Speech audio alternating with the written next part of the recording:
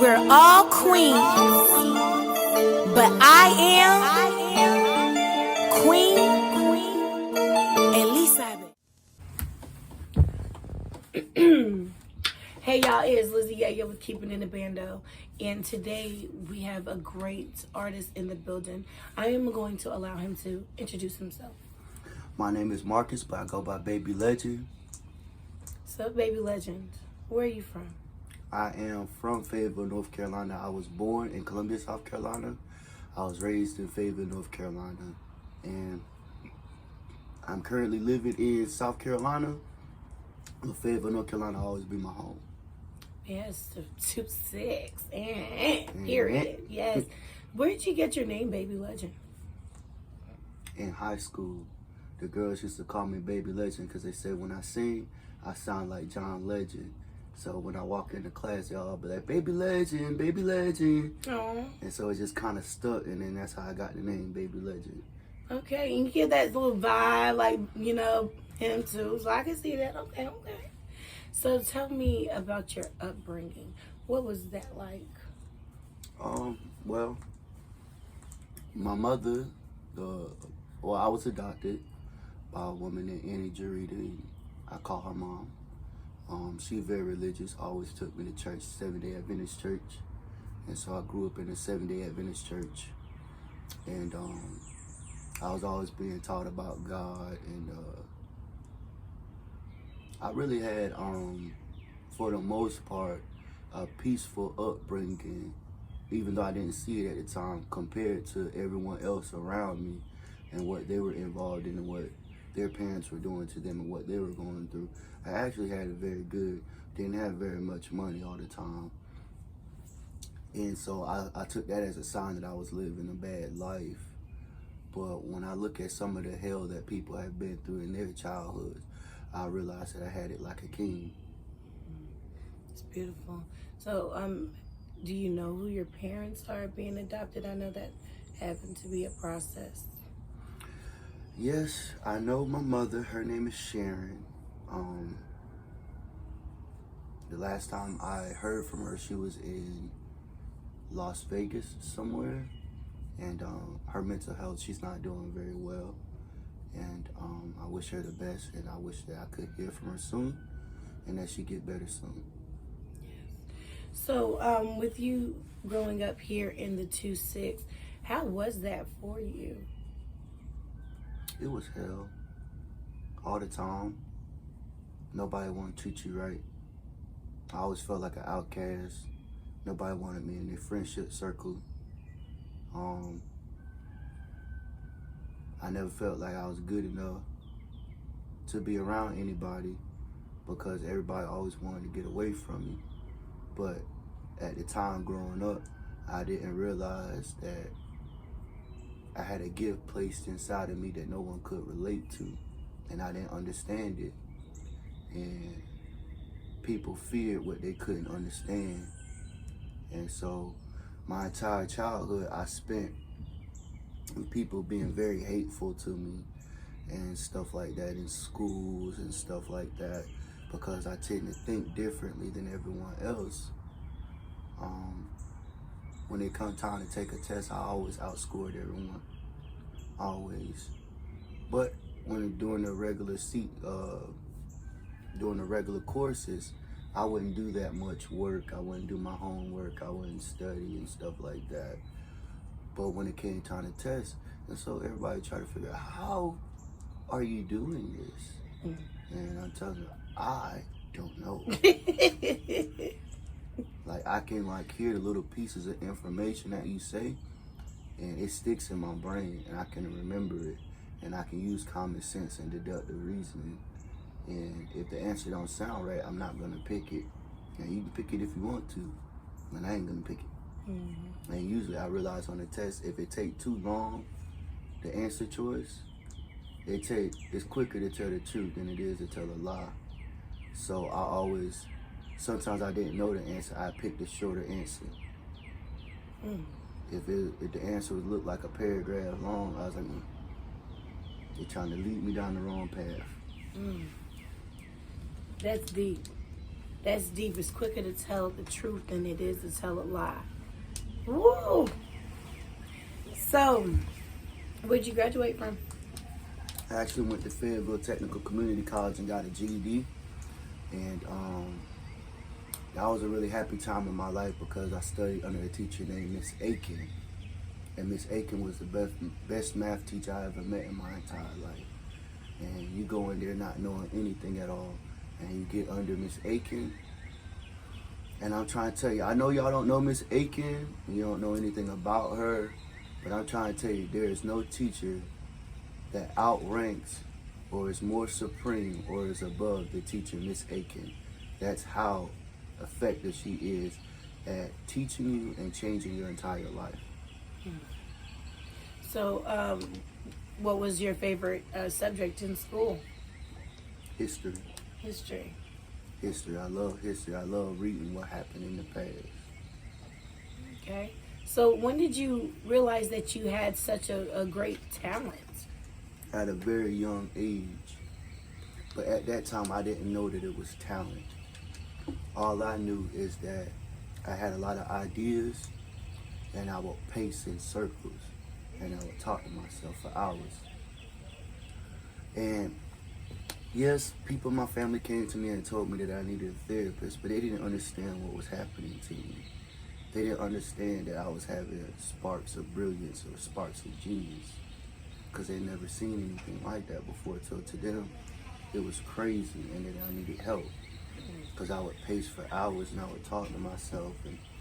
But they didn't understand that sometimes so many ideas of brilliance were shooting through my brain that I couldn't hold it in anymore, and my mouth was just speaking it. It's like my wires got crossed, and there was so many ideas going on in my head that I couldn't help but. It's like my brain was forcing my mouth to verbally speak it. And so they thought I was talking to myself and going crazy. But they didn't realize, hey, I'm thinking this, I hear this, I know this. And I started talking. Because my brain doesn't know, I didn't know what was going on. And it wasn't crazy, it was brilliance at a very young age. And there were times where I would listen to the radio and I would pace in circles, and I would just listen, and I would walk in circles, and I would listen, and I would just walk in circles. While everybody else is playing outside or watching TV, I was listening to the radio and just walking in circles. And I still do that to this very day. I pace in circles when I have a lot on my mind, or when I'm having sparks of brilliance or genius, or when I'm angry, or when I'm sad. Whenever I feel like I'm being overloaded with emotion or thought, I begin to pace, and sometimes I begin to talk to myself. Well, they said it's nothing like having a friend in you anyway. Yeah. You know? Music. Rap. Rap is my favorite, but I appreciate and I like all styles. Whatever song touched me, because Adele made me pace in circles one time. Adele's a strong woman. Miley Cyrus made me pace in circles a couple times. Chris Stapleton has made me pace in circles a couple times. Beyonce has made me pace in circles. So there's so many different artists that have, Lil Bow Wow has made me pace in circles. Boyz II Men has made me pace in circles. If you make me pace in circles or keep rewinding the song, like you have blew my mind to the point where my mind can't take it anymore. And my mind is saying, this is emotional overload right now. My mind, what is this? And those are all greats. Yes. Those are the greats. That is, you are great. Thank you. You're welcome. You are amazing. No, you were. Oh, thank you. You hear my music, he gonna be pacing too. Period. No, but so when did you realize that you had the ability to play the guitar?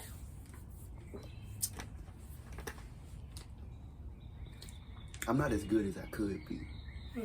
I could be a lot better. But the lessons are expensive. But I do plan to get full-time lessons. But I first picked the guitar up at the age of 17. I was living off of Cliffdale, 6955 Boston Drive. And I was watching, we didn't even have cable at that time. So I was watching old reruns. So I was watching reruns of Hannah Montana, because that was the only thing that would come on the TV that was worth watching, because we didn't have cable at the time. I like Hannah Montana. I was there. And so it sounds corny now, but when Hannah Montana came out, it was an explosion. That was it that year.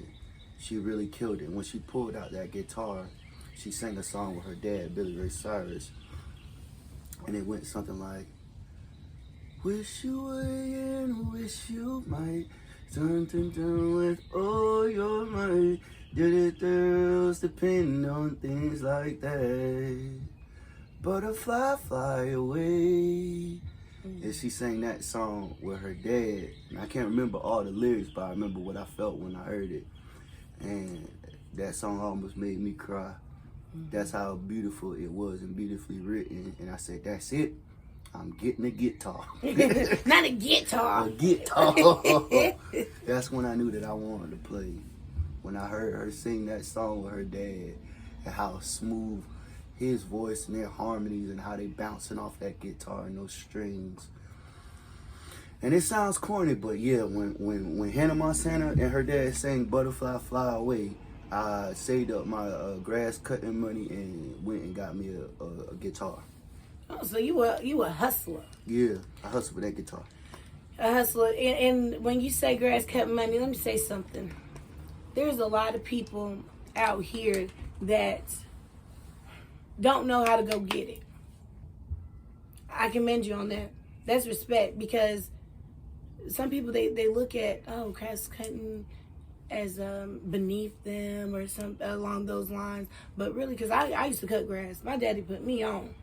You know what I'm saying? Right. And there's an art in cutting grass, but there's also a way that you can have some type of substance when you are cutting grass, and that's what's up. That's what's up. Because none of us be sitting there at home not doing nothing.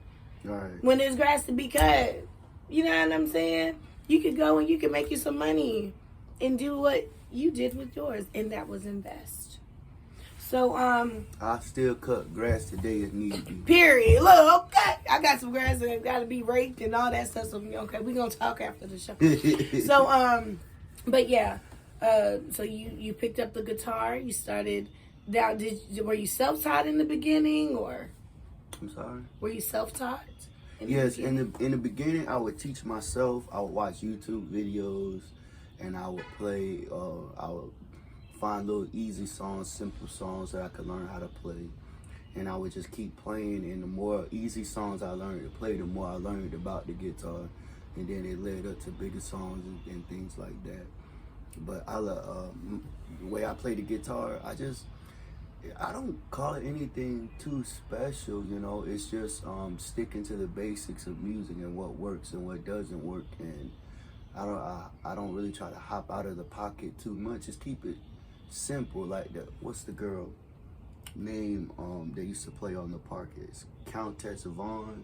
She played Nikki Parker, the daughter of Kim Parker. Mm-hmm. Was it Kim Parker? That's her name. Anyways, she used to say, "Kiss, keep it simple, stupid." Oh yeah, and we learned that in school too. Yeah, Actually, I had a chance to speak to Countess Vaughn on TikTok, and she told me that she liked my rapping and that I had bars, and so that really made me feel good. Countess Vaughn from We're the Parkers, doing things we never do. Come and join us. We're the Parkers. Dang, mama. Yes. Now that is an oldie but goodie. Definitely. I remember my family, we sit down and we'll watch the Parkers, you know. So when you got out of Fayetteville Tech, what was your next step?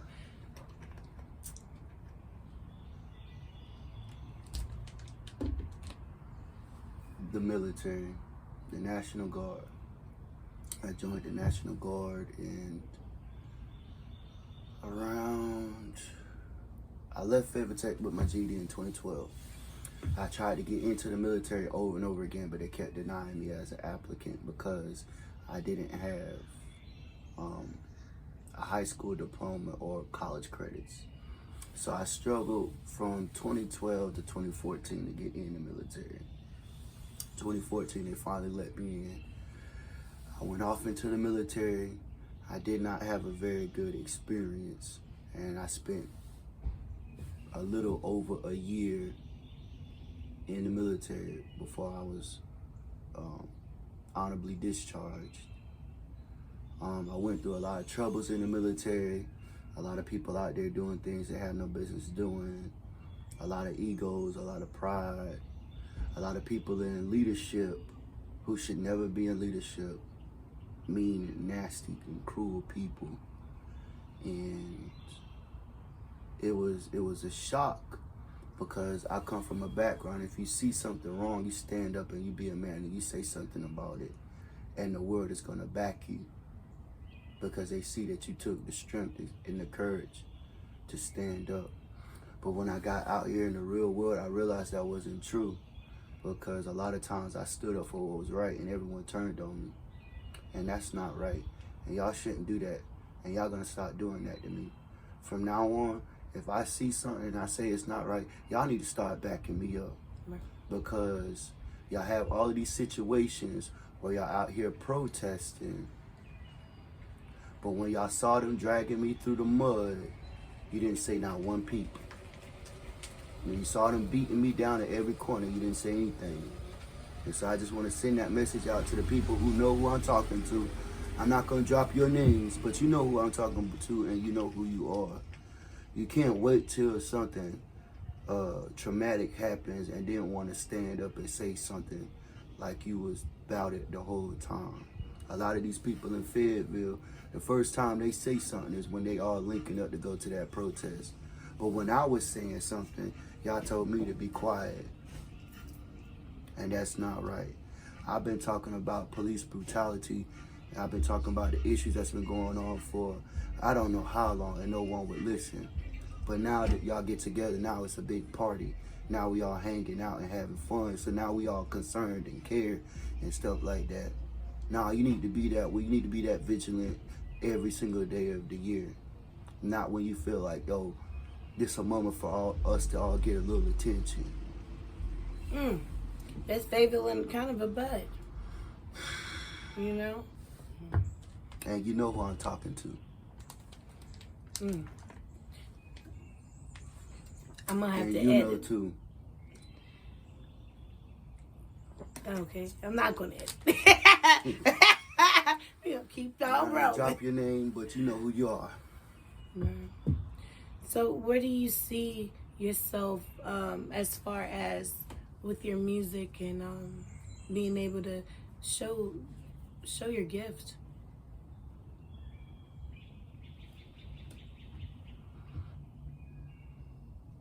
I don't know what the end will be. I have visions. I would like to win a Grammy one day. But to be able to support myself without having to work for people, to be able to work for myself, I dream of being like Tyler Perry, being able to buy my own studio property like he did. I dream of myself being like Steve Harvey. You know, I dream of myself being as close to squeaky clean as Obama is, even though I know I probably never reached that particular mark. I could get as close to it as possible. No one's ever squeaky clean. Obama is. I don't know. He look like he smoke a little bit. If that's all you do, then I feel you. Good. You good. I feel you. So with your story. Oh wait, yes. And I also see myself like Cole. Throw that out there. Oh, talking about Cole. Tell me your experience with Cole. Well, I met J. Cole for the first time at the George Floyd rally. And I always had a thing in my heart for music, but I never really tried to pursue it as much as I wish I could have until I seen J. Cole. Until I seen J. Cole was just a myth to me. Yeah, he exists, but not really. He ain't really real. It's more like a 3D animation. I mean, he don't exist in the real world. Then I seen J. Cole and I was like, yo, oh, this shit's really real. This shit can really happen. And every time I listen to Cole and his interviews, he just filled with so much positivity and light and like making you believe that you can do it. No other rapper will make you believe that you can do it the way Cole will. Like, you feel like he's your friend, you feel like he's your brother, you also feel like he's your mentor.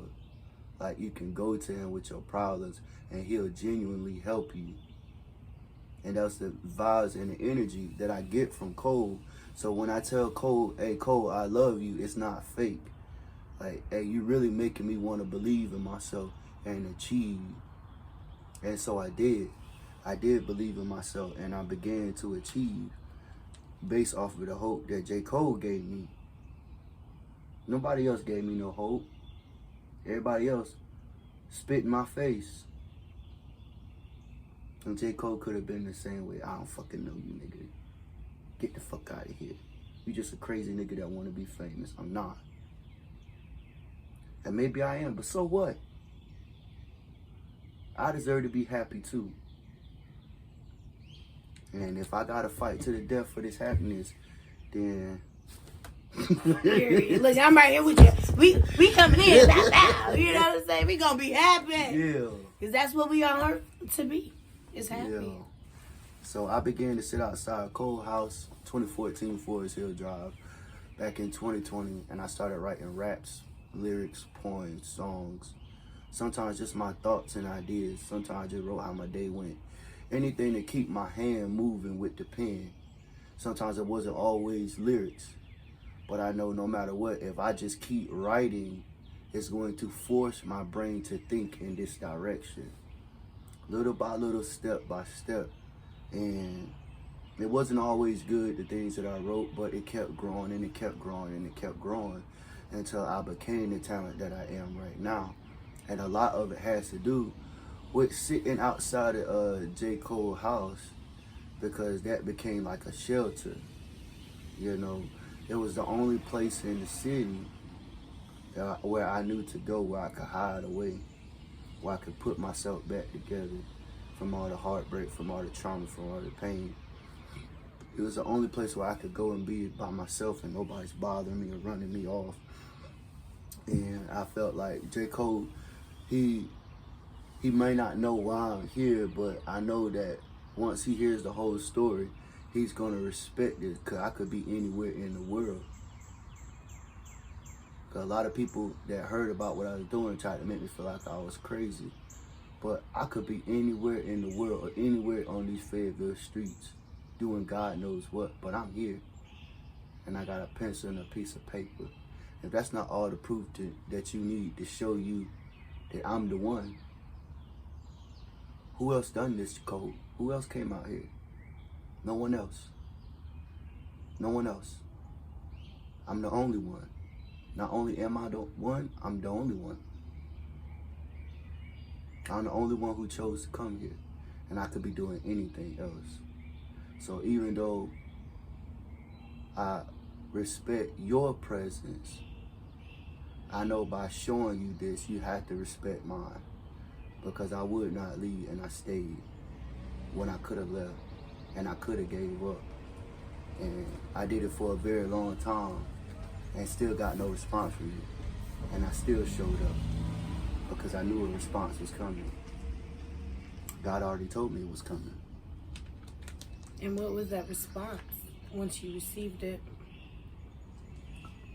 I have not received the response that I'm looking for yet.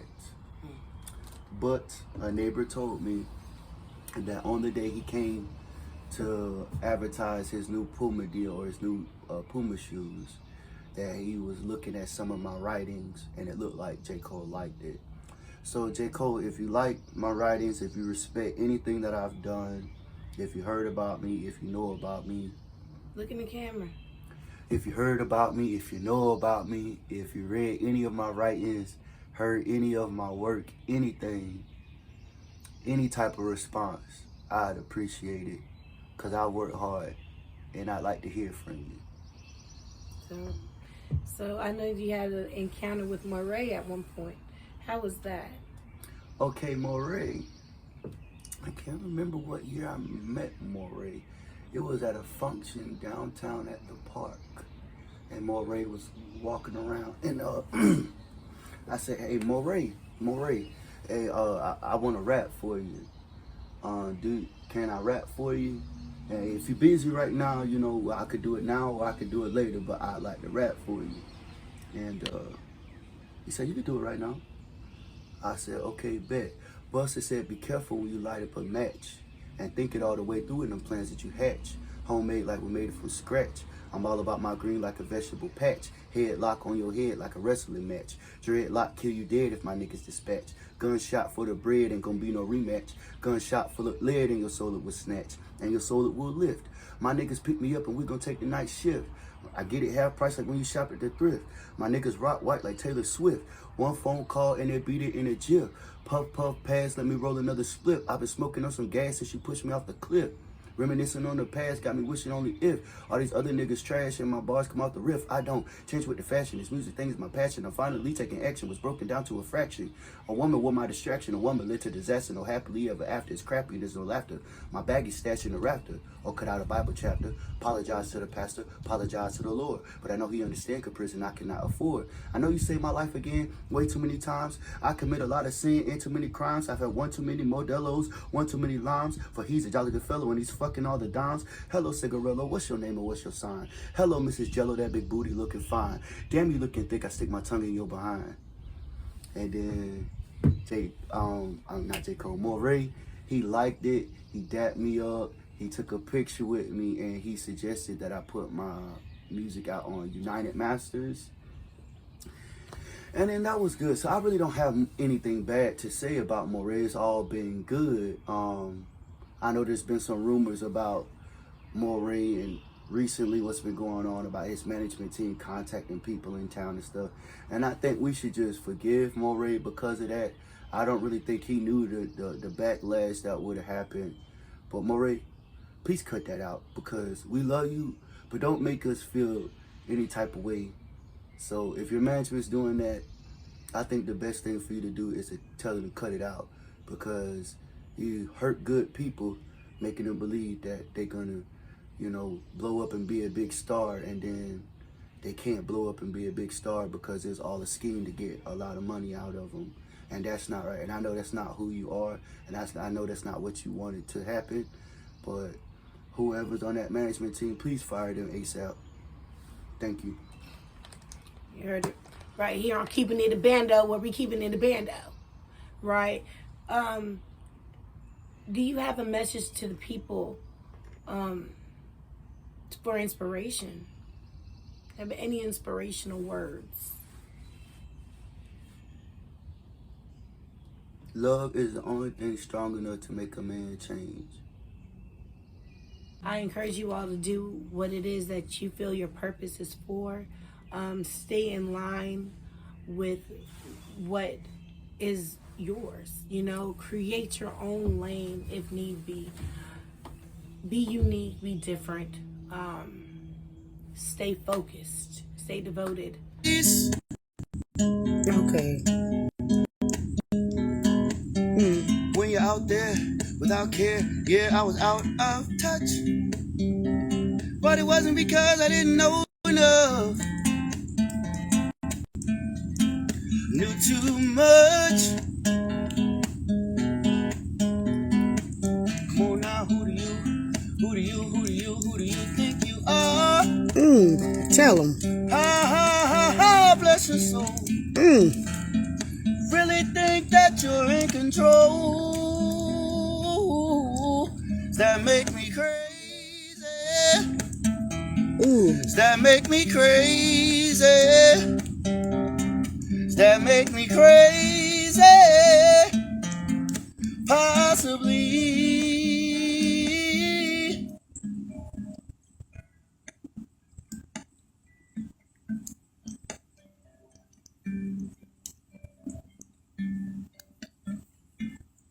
You ain't gotta cut it short. Do what's on your heart.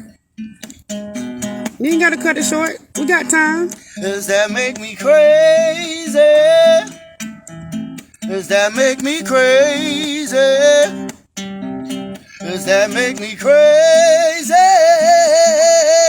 Well, possibly.